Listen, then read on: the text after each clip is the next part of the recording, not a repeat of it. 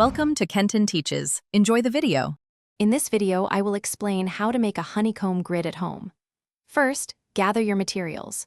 You'll need sturdy cardboard, a sharp craft knife, a metal ruler, and a cutting mat to protect your surfaces. Don't forget strong glue or hot glue for assembly. Having these items ready ensures a smooth and efficient crafting process for your custom grid. Now, let's prepare the cardboard strips. Measure and mark your cardboard to create strips of equal width.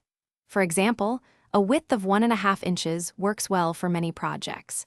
Use your craft knife and metal ruler to cut many identical strips.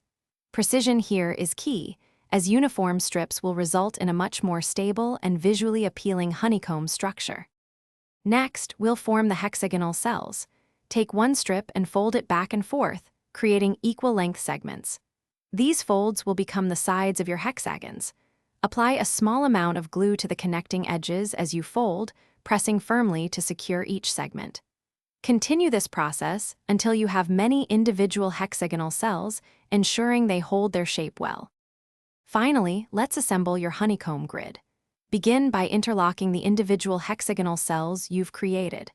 Apply glue to the touching sides of adjacent cells and press them together firmly. Continue adding cells, building your grid outwards or upwards, depending on your desired dimensions.